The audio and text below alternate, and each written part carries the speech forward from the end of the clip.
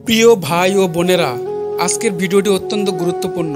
এমন একটি আমলের কথা বলবো যা যদি কোনো নারী করে তবে সে জান্নাত থেকে বঞ্চিত হতে পারে। কুরআন ও হাদিসের আলোকে আপনি জানবেন কোন কাজটি নারীকে জান্নাত থেকে রুখে দিতে পারে। অনুগ্রহ করে ভিডিওটি শেষ পর্যন্ত দেখুন এবং আপনার প্রিয়জনদের সাথেও শেয়ার করুন। প্রিয় দর্শক, ইসলাম নারীকে অত্যন্ত সম্মান ও মর্যাদা দিয়েছে। আল্লাহ তাআলা নারীদের জন্য জান্নাতে যাওয়ার অসংখ্য পথ খুলে দিয়েছে।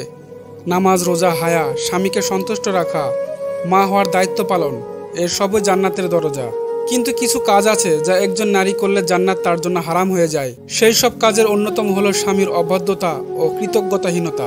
রাসূলুল্লাহ সাল্লাল্লাহু আলাইহি ওয়াসাল্লাম ইরশাদ করেছেন, আমি জাহান্নামের মধ্যে তাকিয়ে দেখেছি এবং অধিকাংশ অধিবাসী নারী। সাহাবীরা জিজ্ঞেস করলেন, হে আল্লাহর রাসূল, কেন? তিনি বললেন, তারা নফরমানি করে এবং স্বামীর প্রতি কৃতজ্ঞতা প্রকাশ করে না। কেউ যদি তার জীবনে দীর্ঘদিন ধরে ভালো ব্যবহার করে তবুও একদিন যদি কোনো কিছু না পায় তখন বলে, তুমি তো কখনো আমার ভালো করনি। এই হাদিসের মাধ্যমে আমরা বুঝি যে স্বামীর প্রতি অবাধ্যতা এবং অকৃতজ্ঞতা নারীদের জন্য জান্নাতের পথে বড় বাধা। আজকের সমাজে আমরা দেখি অনেক নারী ছোটখাটো কারণে স্বামীর সাথে তর্কে জড়িয়ে পড়ে।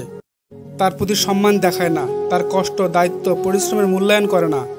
এমনকি অনেকে পরিবারের অন্য সদস্যের প্ররোচনায় এসে স্বামীকে তুচ্ছ করে বা সম্পর্ক নষ্ট করে ফেলে। ইসলাম এ ধরনের আচরণকে কঠোরভাবে নিষেধ করেছেন, কারণ একজন নারী যদি আল্লাহর ইবাদত ঠিকভাবে করে কিন্তু স্বামীর অধিকার লঙ্ঘন করে তবে সে জান্নাত পেতে ব্যর্থ হতে পারে। প্রিয় বোনেরা, এই পৃথিবী ক্ষণস্থায়ী। আমাদের আসল ঠিকানা হলো আখিরাতের জীবন। সেখানে সফল হতে চাইলে আমাদের উচিত স্বামীর প্রতি দায়িত্বশীল থাকা, তার প্রতি সম্মান ও কৃতজ্ঞতা প্রকাশ করা, ঘরকে শান্তির স্থান বানানো, সন্তানদের ইসলামে আদর্শ গড়ে তোলা, হায়া ও পর্দা মেনে চলা। রাসূলুল্লাহ সাল্লাল্লাহু আলাইহি ওয়াসাল্লাম বলেছেন, যে নারী 5 ওয়াক্ত নামাজ পড়ে, রমজানে রোজা রাখে, নিজের ইজ্জতের হেফাজত করে এবং স্বামীকে সন্তুষ্ট রাখে, তাকে বলা হবে, তুমি জান্নাতের দরজা দিয়ে ইচ্ছা প্রবেশ করো। প্রিয় ভাই ও বোনেরা, আমাদের উচিত নিজেদের ভুল খুঁজে তওবা করা এবং আল্লাহর সন্তুষ্টির জন্য জীবন গড়ে তোলা।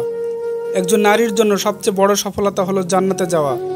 কিন্তু যদি সে ভুল পথে চলে, অবাধ্যতা করে, তাহলে তার জান্নাত হারিয়ে যাবে। আসুন আজ থেকে আমরা আমাদের জীবনের ইসলামের নির্দেশনা অনুযায়ী চলার সংকল্প করি। ভিডিওটি ভালো লাগলে লাইক দিন, মন্তব্য করুন এবং চ্যানেলটি সাবস্ক্রাইব করতে ভুলবেন না। জাযাকাল্লাহ খায়ের।